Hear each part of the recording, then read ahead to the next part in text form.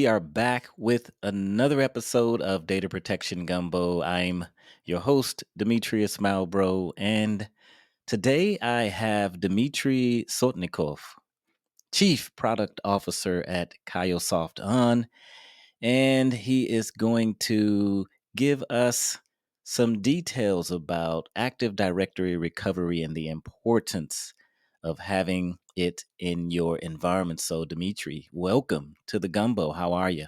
Good to be here. Nice. Well, first and foremost, congratulations on the funding. I think you guys just got new funding, right? We just got our first funding round, and it's from a growth investment fund, Santana, a minority stake. So there's no ownership change. We remain a private company, but they a great partner to have, and obviously the money will help us grow faster. So it's exciting news. Okay. And a brief blurb on Cayosoft.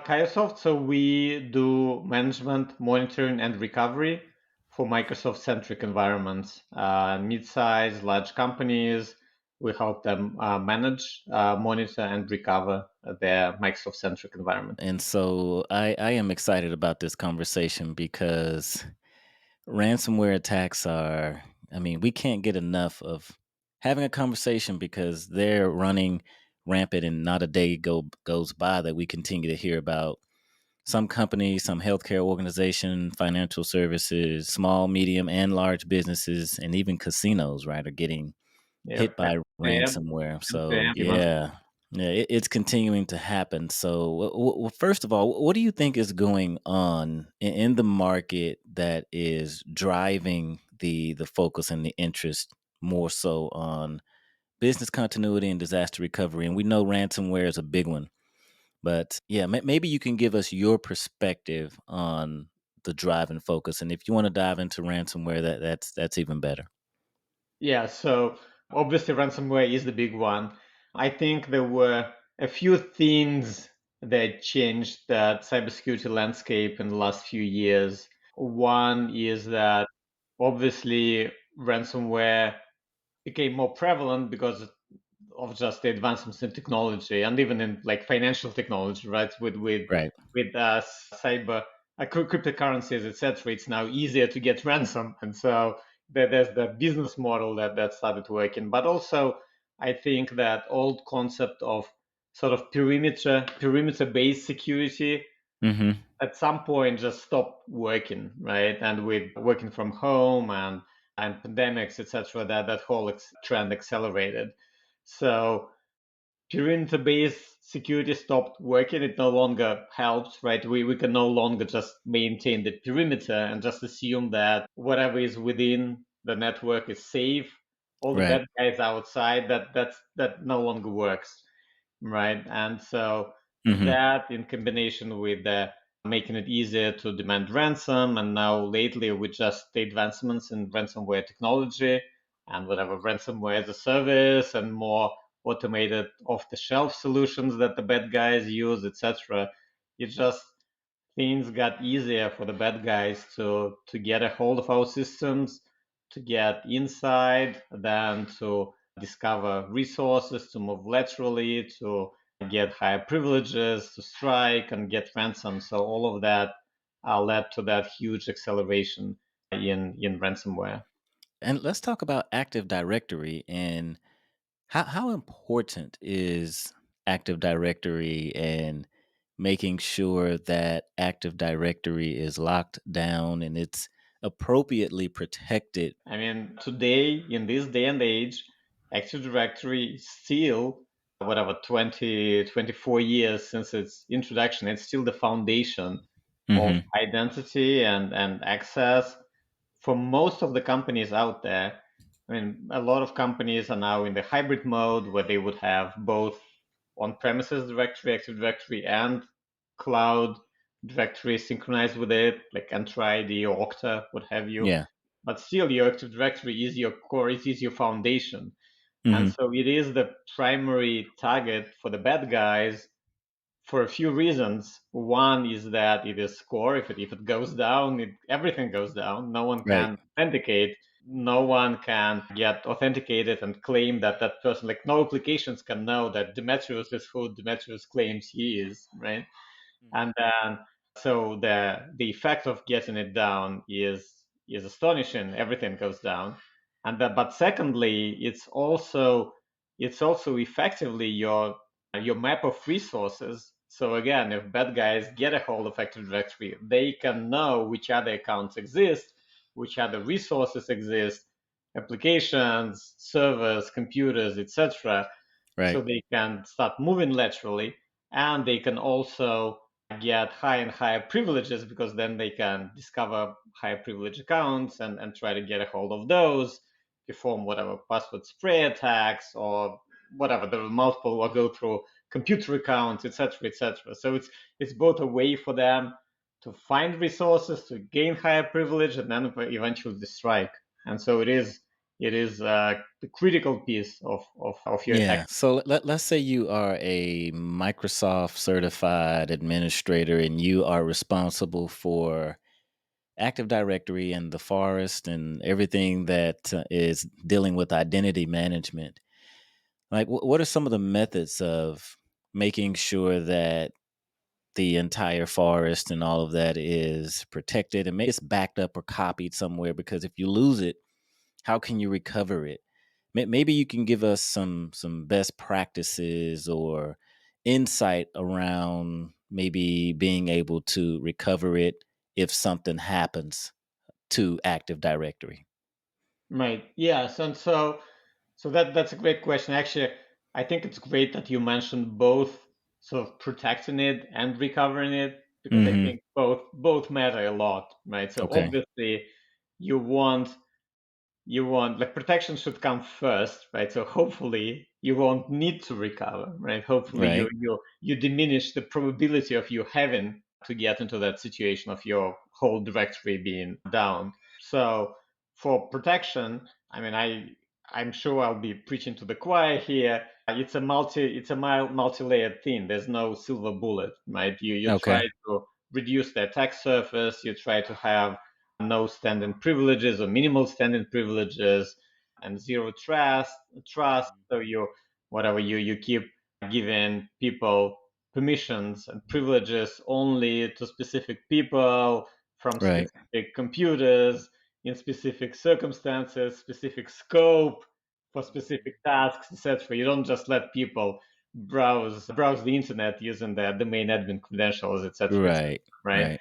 You only whatever if Demetrius is supposed to be, I don't know, changing group membership and resetting passwords for whatever for our West Coast offices, right? Or maybe only for salespeople in West Coast offices, right? You lock it down to just specific tasks and specific privileges. You automate what you have, what you can, etc., etc. You reduce the attack surface. That's the first thing Right. you do. Second thing, you implement some sort of monitoring solutions, attack, a threat discovery and threat response solutions, etc., etc. So if you are under attack, or if you have vulnerabilities, you get your warnings, you discover those, you fix those, you prevent those, etc. And Right. then hopefully your recovery comes only if these first two things Yeah, fail, those and that layers. that Mhm. guy somehow got through or whatever, that there's a catastrophic situation. And even in that case, hopefully, if this is not if you got some damage but still you can just roll back individual changes, obviously that's still easier than getting your Mhm. whole forest back up. And so your forest recovery is your last resource, right? It's Okay, yeah. sort of if everything else fails, you have to have that, right? Because otherwise, I mean, MGM, I think they had what was more than $100 million in costs for them, and Right. users had to pay ransom, and it was like a huge amount of money that they paid. Or even recently, I think last week, there was a big Okay. pharmaceutical chain that Yeah. got attacked, and there was a huge impact on both themselves and all their partners, and those pharmacies not being able to serve their customers, etc., etc. Right. You have to have that last resource as well. Right? You have to be ready for that, because that's we are, as you mentioned, living in the situation when attacks growing, ever growing, and so you have to be ready for that. And for Okay. that, you have to have that first solution, first recovery solution. Yeah, that's great insight. Let's say someone doesn't have a tool to back up Active Directory.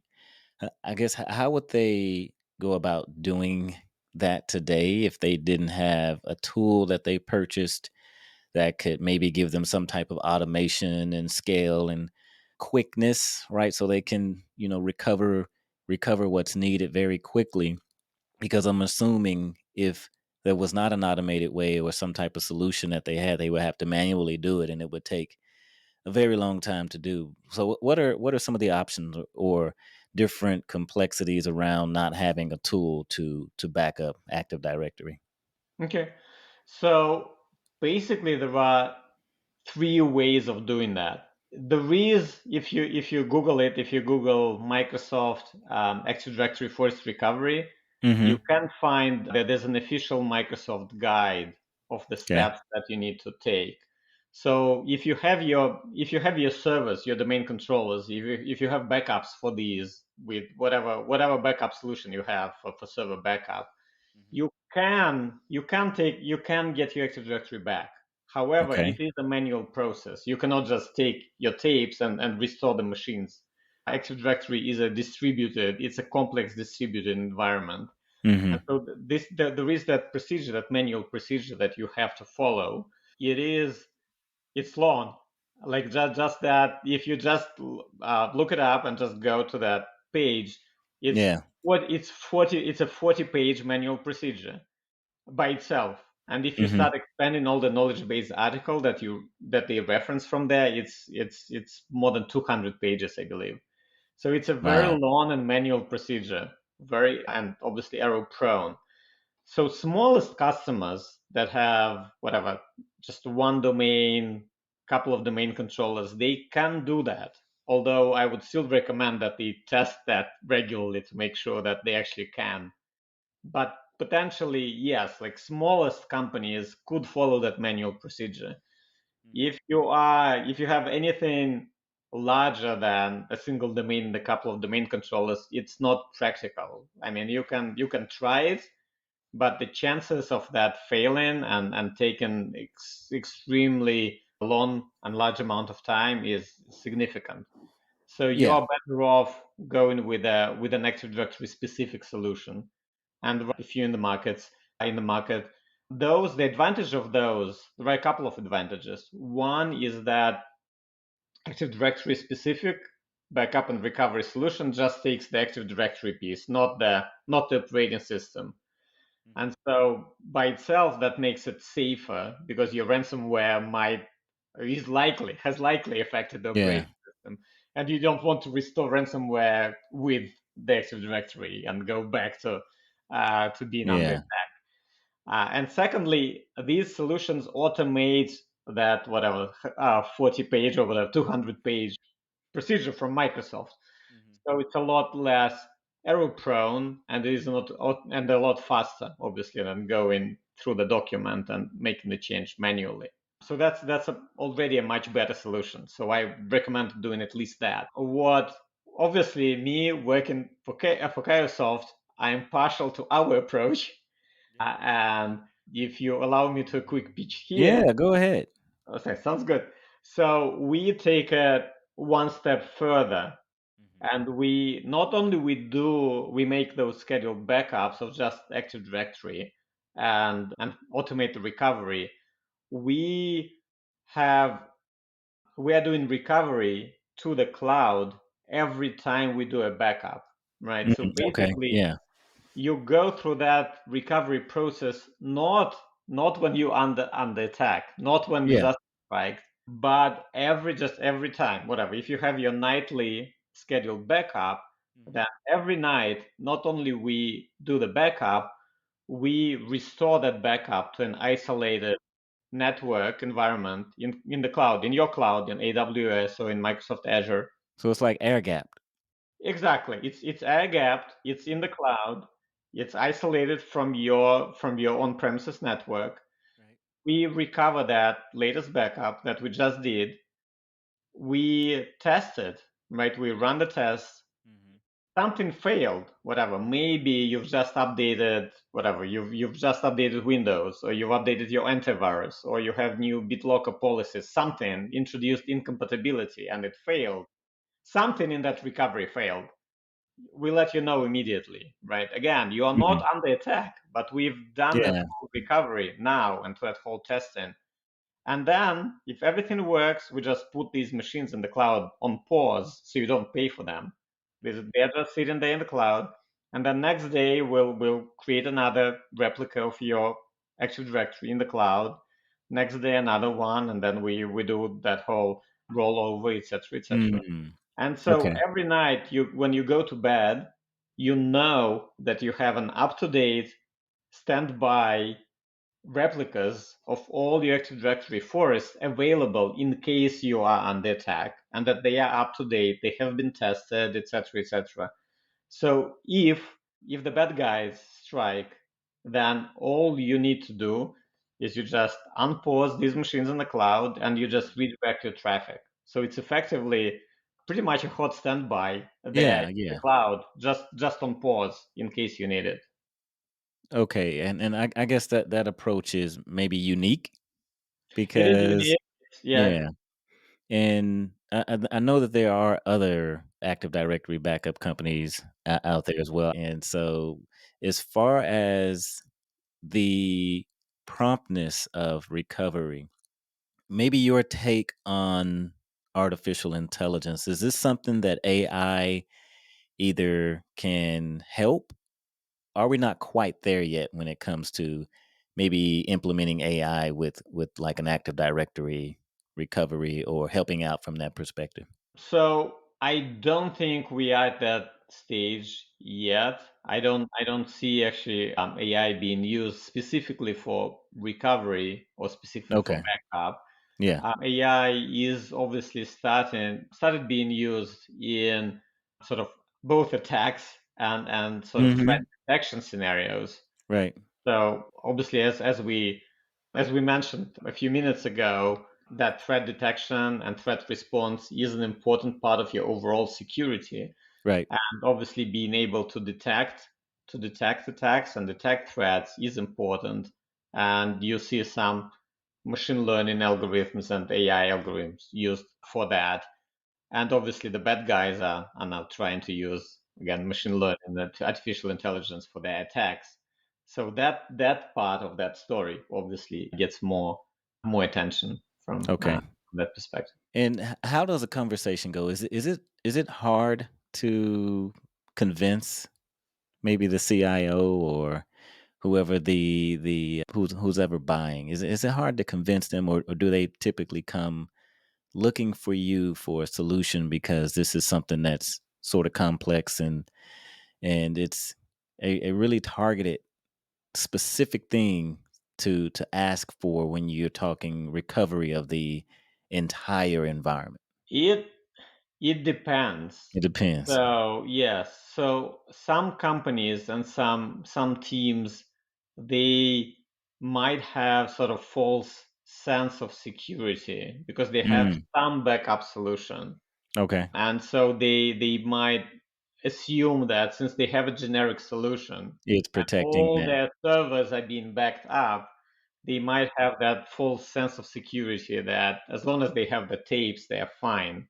Yeah. And so they really need to try, actually, just try recovering once. Just do that, go through the drill of doing Yeah. that to figure out Mhm. that actually they need something in return. They need something in place of that, something to be able to get the Active Directory actually running with computers being able to be in the directory, with users being able to log in, with the replication working, etc. Mhm. So once they try or once they realize that what they have is not sufficient, they start looking for an AD specific product like Mm. ours or competitors. And then it becomes the question of how much of that downtime tolerance and risk tolerance they have. Yeah, right. Like how much would it cost? How much time would it take them to go through recovery when they are under attack? Like Mhm. how much time would it take them to get whatever to get hardware provisioned, so Yeah, install the recovery training system, time, so recovery so point. Yeah. to get their backups located, to create their recovery plan, to map all the backups to the target machines, to run that, to test that. Is that a day? Is that 2 days or three Right. days? What if the last time they did the testing was 3 months ago or 6 months ago? Hmm. What if there was an incompatibility introduced between now and 6 months ago, and you have to go to your last known good backup from 6 months ago? Yeah. How much change happened in your environment in 6 months? How many more people got hired or changed jobs or left? And group membership changed, access changed. Do you have a list of all these changes? How would Yeah. you Right. implement that? Like, Mm-hmm. what's your tolerance for that downtime? Can you can you have your business go down for a week? How much would it cost you? Take all the salaries of all your employees and take a week of that. Can you look at that number? Can you look at the number Yeah. of you not being able to serve your customers or your partners for a week? Like, what's that? Do your calculation. And like, Hmm. once people make them do that math, they realize that yes, buying a solution is worth that money, right? And are you seeing people with tapes now? You mentioned tapes a couple times Yeah, already. yeah, yeah. I mean, it's always proverbial tapes. Okay, okay, I know because I don't see a lot of people using tapes now, but Correct. even though tapes are still being used and, Yeah, yeah. people using cloud and all of that, but No, the cloud makes things easier, right? So cloud right, makes things easier for a couple of reasons. A uh, an isolated cloud environment, to have that air-gapped environment between your on-premises and your cloud, right? Obviously, like if you have your virtualization farm, but it's part of your Active Directory, then it can very easily get under that same ransomware attack. right. So having an isolated cloud environment is just easier. And it can also be extremely cost effective. Again, as we talked about, those scenarios when you restore your environment there, but you put everything on pause, it's super cheap, right? So you're literally talking about like a few dollars of cost of doing that, until you actually need to start using those standby Mhm. environments. Okay. And one final question: what piece of advice would you give to someone, maybe a Microsoft, a Windows system administrator, and they may not even be thinking about a solution for Active Directory and backing it up and being able to have a hot standby and a cloud replica and all of those things. What would you say to them right now just to get them to start thinking and maybe even decide to move forward with implementing something like this? Yeah, if your directory is out for a week, like what happens to your business? What happens to all like that? Yeah, that all other applications, everything that you're using to serve your customers, work with your partners, that your employees use to log in every day. Like what happens? Do that math, figure it out, and then if you have something in place, test it. Just go all the way end to end scenario from the moment you do the backups to the moment when you can use that recovered environment somewhere in another place. Time it, see how many employees and hours or days it took you, and Yeah. figure out if what you have is sufficient. And if it's not, then go find a solution, hopefully with Cayosoft, that would do a better job. But again, do a POC in your live environment, not in a Hmm. lab, and make sure that it actually serves that scale that you have, and you can recover and switch within the amount of time that your business can tolerate. Oh, you saying doing a PLC in the live environment because you want to test it on your current structure, identity structure, or You have to, right? It's if it's yeah. a you you have to make sure that at your scale, at your complexity, Hmm. it works. That a solution, we've seen people start with a competitive solution, and they did a POC in a lab with a small environment, whatever, single domain, small number of test users, etc., and it worked. And they try to use that in their production, and they have sometimes multiple forests, etc. And it Mm. turns out that whatever now they have to do With some solutions, people have to do even separate deployments and process for each forest, etc., etc. And Wow. some solutions just don't scale, right? So make sure that what you buy scales for your environment and Yeah. scale for your risk tolerance and downtime tolerance. Don't hesitate to take it to the business leadership, to the leadership of your company, because it's not like when if your directory goes down and your whole production environment is down, it is going to be whatever your it's going to be Yeah. painful for the whole business. Okay. And is there any resources that you would like to point the Gumbo listeners to? Yes, there was Survey? a recent survey Okay. that Petri did. We sponsored that, but it's still an independent company that did the Hmm. survey, and that can be useful resource to just understand what's going on at And the moment. they can find it on the website as well, right? They can find on the website. It actually doesn't even require, if you get that from our website, there's no registration requirement. You could just download it. Okay. And give them the website again. Cayosoft.com. So go there and then you'll find the survey. It's in the resources, pop-up windows, whatever, blog. Cayosoft. Correct. Yes. Okay. All right. Just like to spell it as well, just in case they are not quite sure. But Dmitry, thank you. Thank you so much for taking time out to educate us on the importance of protecting your Active Directory and also making sure that you can recover it. So having backups and standbys and replicas and just being ready to recover as soon as the bad thing happens, because it probably will happen one day. And also, before I let you go as well, I want to let the listeners know about the Backup and Recovery Professionals group on LinkedIn. Please join that group. There is almost 26,000 professionals in that group.